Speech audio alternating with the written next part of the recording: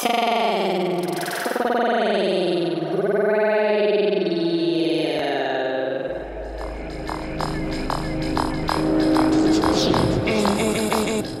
Hello, Grove. It's a pleasure to have you here on the show. How are you doing today? I'm doing very well. I'm doing very, very well. Got the cat on my lap at the minute and, loving life. Nice. Sound like you're pretty cotch right now on this Wednesday evening. Of course, not able to join us in the studio today, but we'll talk a little bit about that in a bit. But I thought we'd just start off with you introducing yourself, and then I'm going to ask some quick-fire questions so we can get to know Grove. So, who are you, first of all? So I'm a vocalist and producer, currently living in Bristol. And yeah, my real name's Beth, but stage name's Grove. And that's me, I reckon. Great. Your first CD or vinyl? I think that would be Nina Simone's Greatest Hits. It was one that was always on in the car with my mum, and then she lost it. So I was like, I love that CD so much, I'm going to buy it again. So that was it. Nina Simone, a person who is very, very inspiring for me. There's an incredible... I know this is quick fire and I'm going on, but I don't care. There's this documentary called What Happened, Miss Simone on Netflix. Highly recommend anyone checking it out. It's very, very good. 3. How do you take your tea or coffee? Just milk, oat milk, ideally. Great. The last book you read? It's called Entangled Life. It's a great book about mushrooms and fungus. What DAW do you use? I use Logic, but slowly moving into Ableton. Microphone? I use the Rode one that everyone uses. And your studio monitors? Yamaha HS8s. Classics. Yep. Grove's hangover cure? Bath and loads of water and a Barocca. Your dream collaboration? I would say, this is like 14-year-old Beth talking, Lady Gaga. Nice. I love that. Biggest clanger? Biggest clanger? Oh, God. I'm not even sure I can do it. Probably one of my own tunes, probably like a slow tempo tune that I've made. I can't name anyone else's. That's very respectful of you. And your biggest wheel up or biggest banger? Oh, it's got to be Polo Lily's edit of Milkshake. Every time. Yeah, good tune. Very good tune. Yeah. So I just thought we'd start by touching a little bit on, because you are a producer as well. You produce all your own stuff, and I love talking about production. You sampled Alice in Wonderland in "Fuck Your Landlord," the classic "Off with Their Heads." Just talk briefly about your approach to production.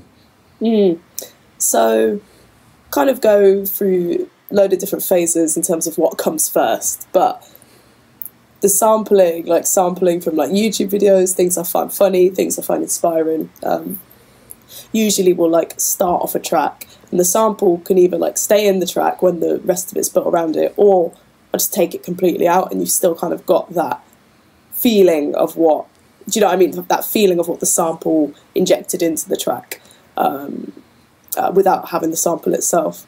But I'm very, very focused on drums at the minute, getting like best drum sounds, drums and bass working together really nicely, and then working melodically.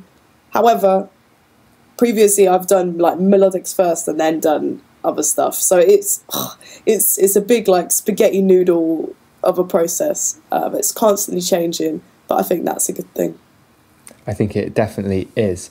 So the track we just heard was called Skin to Skin. It's your latest release. It's a raw, sexy, proud, thumping, unapologetic banger. And I personally think the strings that come in at the end are just fantastic. Oh, thank you, Joe. So it's out now on Spiny Night Records and Bookie Versions. Tell me a bit about the track. Yeah, so the track is, as you've just heard, explicit in kind of being full of like desire and all of these beautiful things that I guess are present at the beginnings of a relationship kind of time, like that kind of twilight honeymoon period where everything's just like bare exciting and just lusty. And I just kind of it took that and exaggerated it, and then that's kind of how Skin to Skin was born, with a healthy dose of self-confidence bars, and all that. And it's just like sonically as well, I really like combining Jamaican elements in the dance hall and then Bristol elements in the kind of rough and readiness of it. So that's kind of how it came to life. I think it definitely comes across very well indeed, and the mix and masters sounds slapping.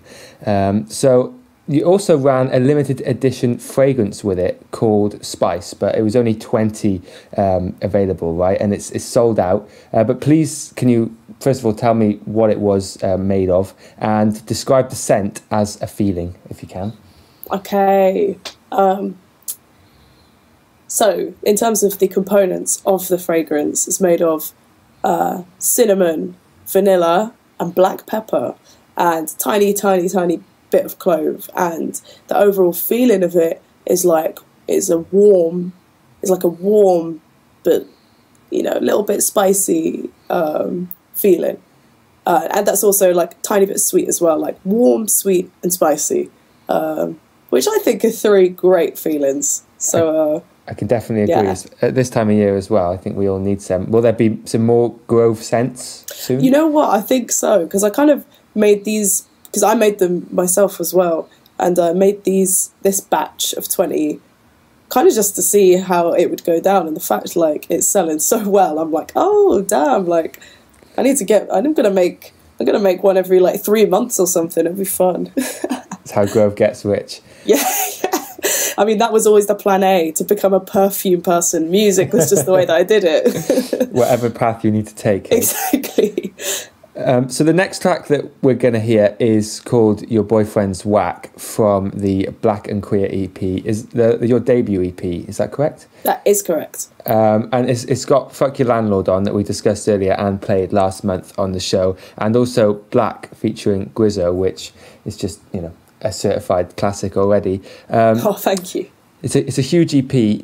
Talk us a bit about, talk us through, the process of creating such a personal and reflective and also, powerful EP. So I moved to Bristol like 2 years ago now, and a lot of the tunes were made in the first like 2-3 months of moving, because I think I was filled with like political angst. I was filled with excitement, like the excitement of hearing all this new and different music on dance floors, and the excitement of attending all these queer nights, and it just felt like a really enriching place, like place and time in life, and quite a hyperactive time as well. So the music definitely reflects that. It's heavy, and it's some of it's quick, and then it's, I don't know, touches on loads of different themes. It just kind of came from a result of living my life, really. I was never aiming to make an EP that was, queer and black. But the tunes, I was just making tunes, and then it was the most organic process to, conceptualize the EP and put all the tracks together, and they just work great together. So I definitely agree there. So it sounds like it's almost a reflection of Bristol and a reflection of, as I think you can potentially agree with, flourishing in Bristol, because you moved from Cheltenham, I think. Totally. But as well, I think, because I did a load of groundwork when I was living in Cheltenham. Like, I often don't give, like, the people in Cheltenham or Gloucestershire the credit that they deserve, because I was on this artist development programme there, and basically it just meant that over 3 years I had the chance to like fuck up as many times as I wanted, and no one would really see because it's in Cheltenham. Mm-hmm. And then coming to Bristol, I was like, okay, cool, I feel like ready to take it on. I've already like fucked up loads, and we made it to Bristol, and things have been going well since, so I'm grateful. Great. Well, if you haven't heard it, get to Bandcamp, Spotify, SoundCloud. I'm sure all these places, go and check it out. let's hear it now. Let's just get you to introduce the track and then we'll run the rhythm. Sweet. So this track is very non-confrontationally called Your Boyfriend's Wack. And yeah, it's a big jungle banger and I hope you like it. Boyfriend's Wack. That was Your Boyfriend's Wack playing live on 1020 Radio, live on the Joe to Go show, and I'm still here with Grove. So let's discuss why you're not actually able to come in live and actually a pre-recorded interview. You've got an awesome event today. I do, yeah. So I've got so Season 7, which is Lucy's label, another Bristol born and bred individual, is doing a session with Keep Hush, which is very, very, very exciting. And I'm going back to back with my longtime good friend and collaborator, Diessa, alongside some like killer other DJs. We've got Gracie T, got Misfire, got Shipscat, and 2 secret back-to-backs up in London. So it's going to be a very, very fun time. But yeah. Not that anyone can attend, right? No. It's a bit like a modern day party line, but it's like the email line, isn't it?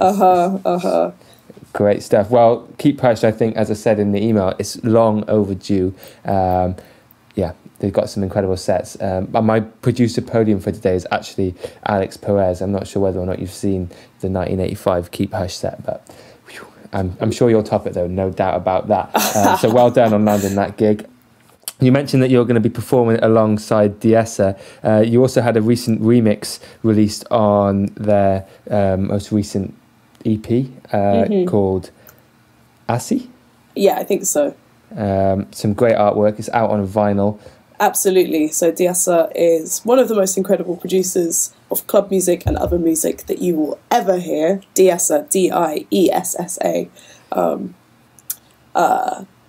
Just check out their stuff. Their EP on Season 7 is, I think, fully out on the 28th of November. I've got a remix on there. Lots of kicks in the remix.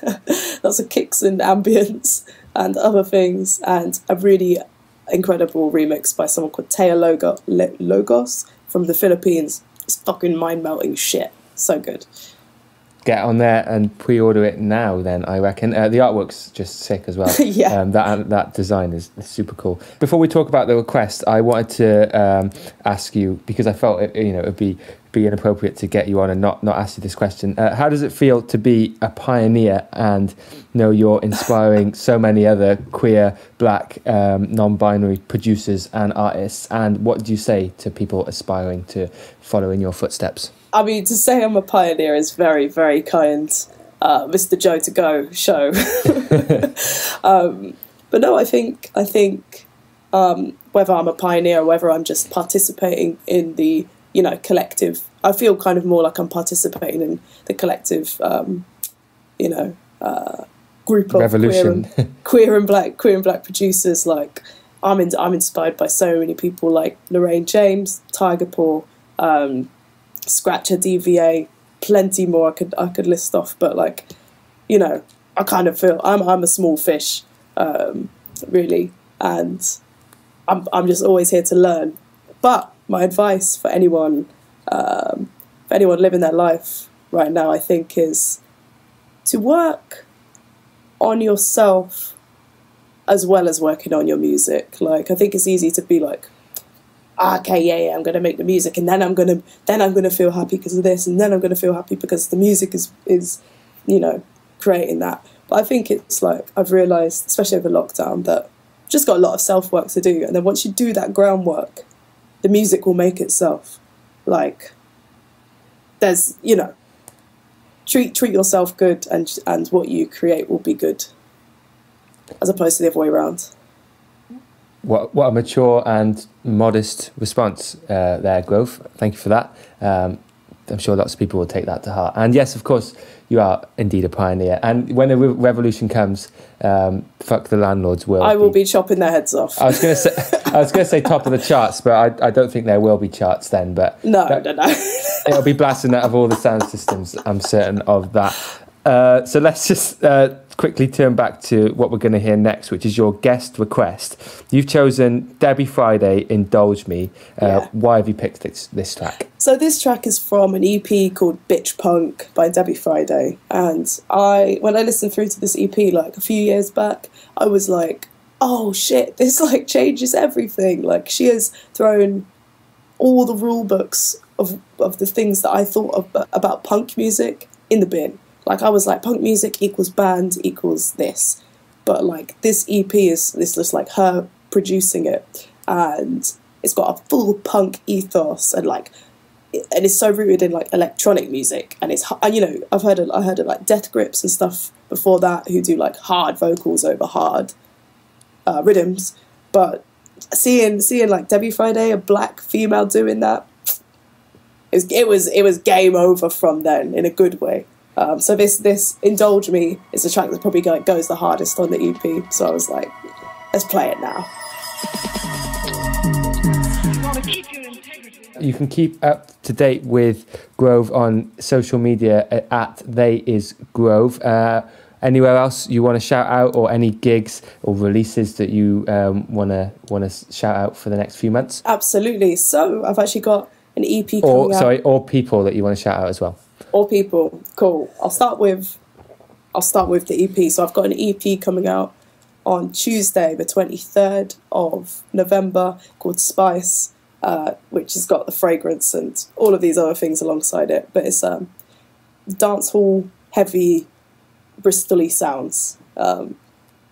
If that sounds intriguing to you, do take a listen. And people I want to shout out my mentor, Malachi, who's my long-time mentor for like 5 years before moving to Bristol. Amazing, incredible man. I want to shout out Diessa. I want to shout out Grizzo, Southwest Sicko, JPDL, and Spinny Nights, Bucket Versions, Miles from Bucket Versions, absolute legend.